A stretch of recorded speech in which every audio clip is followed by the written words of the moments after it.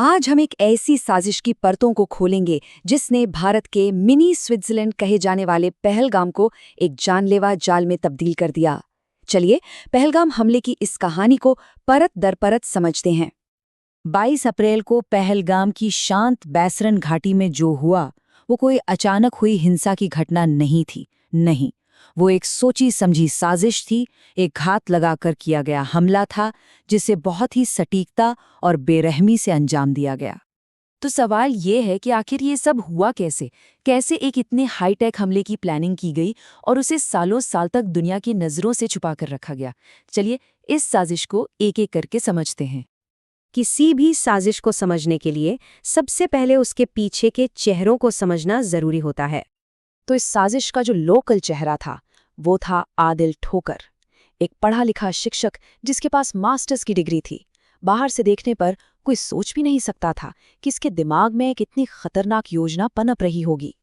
जरा इस टाइमलाइन पर गौर कीजिए, ये एक बहुत ही खतरनाक सफर दिखाती है। अप्रैल 2018 में एक नौजवान परीक्षा का बहाना बनाकर घर से निकलता है और फिर 6 साल बाद अक्टूबर 2024 में वो एक ट्रेंड आतंकवादी बनकर कश्मीर लौटता है। एक स्टूडेंट वीज़ा कैसे एक आतंकी बनने का टिकट बन गया, ये एक धीमी लेकिन बहुत ही सोची समझी प्लानिंग थी। लेकिन आदिल ठोकर तो 10 एक चेहरा था, एक मोहरा। एनआईए की जांच से जो असली मास्टरमाइंड सामने आया वो था हासिम मूसा। और ये कोई आम आतंकी नहीं था, बल्कि पाकिस्तानी सेना का एक एक्टिव एसएसजी पैरा कमांडो था। मतलब साफ है, ये कोई मामूली आतंकी हमला नहीं था, ये एक पूरा मिलिट्री स्टाइल ऑपरेशन था। और ये जो पूरा गठजोड़ था, ये एक नए नाम के पर्दे के पीछे काम कर रहा था, टीआरएफ यानी द रेजिस्टेंस फ्रंट। ये बस नाम बदलना नहीं था, ये एक चालाकी थी, एक ऐसा मुखौटा जिसे पहनकर ये दिखाना था कि ये कश्मीर का ही एक लोकल आंदोलन है, ताकि जो असली विदेशी हाथ हैं वो छुपे रहें। तो हमारे पास लोग हैं, एक संगठन है, लेकिन इस साजिश की असली ताकत सिर्फ इन लोगों में नहीं थी, बल्कि उस टेक्नोलॉजी में थी जिसका ये इस्तेमाल कर रहे थे। सच तो ये है कि इस हाईटेक बढ़त के बिना ये हमला शायद कभी मुमकिन ही नहीं हो पाता। तो उनके पास था क्या? उनके पास थी 21वीं सदी के आतंकवादियों की पूरी टूल किट।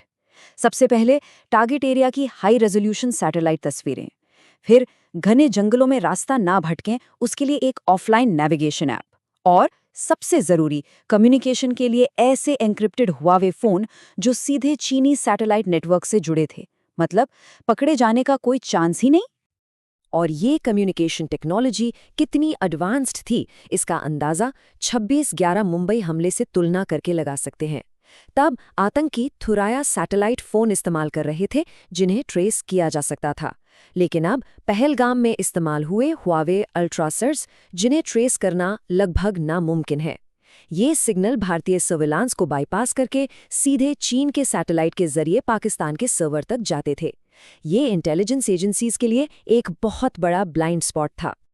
इन डिवाइसेस की सिक्योरिटी का लेवल ये था कि जब पहले एक इनकाउंटर में ऐसा ही एक अल्ट्रासेट बरामद हुआ तो उसे तोड़ने के लिए पश्चिमी देशों तक भेजा गया, लेकिन कोई भी उसकी एन्क्रिप्शन को क्रैक नहीं कर पाया।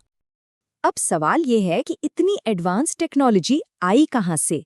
देखिए, ये हमला कोई अलग थलग घटना नहीं थी, इसके तार सीधे सीधे अंतर्राष्ट्रीय घटनाओं से जुड़े हुए थे। अगर हम घटनाओं के क्रम को देखें तो एक बहुत ही चौंकाने वाला पैटर्न सामने आता है। 5 फरवरी को इतिहास में पहली बार हमास का नेतृत्व पीओके का दौरा करता है। इसके कुछ ही हफ्तों बाद अचानक से पहलगाम की सैटेलाइट इमेजेस की डिमांड दोगुनी हो जाती है और फिर 22 अप्रैल को हमला हो जाता है। क्या ये सब सिर्फ एक इत्तेफाक था या ये एक बड़ी जियोपॉलिटिकल शतरंज की बिसात के टुकड़े थे जो अपनी अपनी जगह पर रखे जा रहे थे? और इस रणनीति के पीछे पाकिस्तान की भूमिका को लेकर भी कई बातें सामने आती हैं।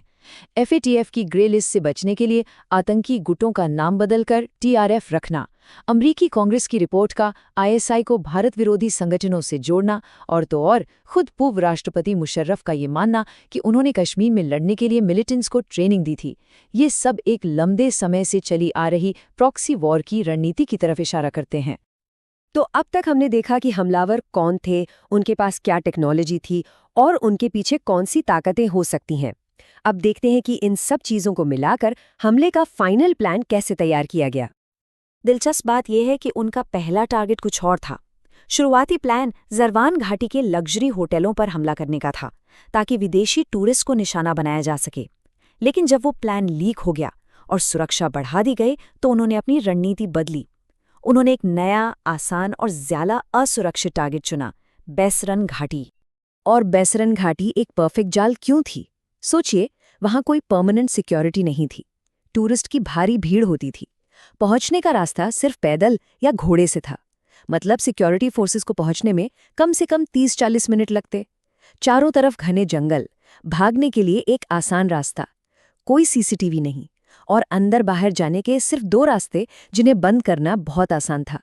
यानी उसकी खूबसूरती ही उसकी सबसे बड़ी कमजोरी बन गई।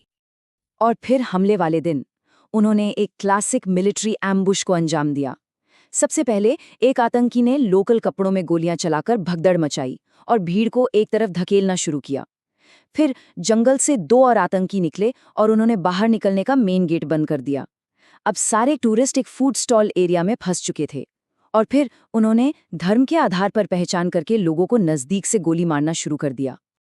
इस पूरी साजिश का, इस हाईटेक प्लानिंग का और इस बेरहम हमले का अंजाम क्या हुआ? सिर्फ 25 मिनट के अंदर 26 बेगुनाह लोगों की मौत। हमले के तुरंत बाद टीआरएफ ने इसकी जिम्मेदारी ले ली और वजह बताई कश्मीर के नए डोमिसाइल कानूनों का विरोध। लेकिन जो असली मास्टरमाइंड थे, हासिम मूसा और आदिल ठोकर, वो जंगलों में भाग निकले और आज भी फरार हैं। तो पहलगाम की ये साजिश सिर्फ एक आतंकी हमला नहीं है, ये आतंकवाद की एक नई पीढ़ी का ब्लूप्रिंट है, जो हाईटेक हथियारों और जियोपॉलिटिक्स की आड़ लेकर काम करती है। और ये अपने पीछे एक बहुत बड़ा और ज़रूरी सवाल छोड़ जाती है कि जब आतंक की रणनीति इस तेज़ी से बदल रही है, तो उससे लड़ने की हमारी रणनीतियों को कितना और कैसे बदलना होगा।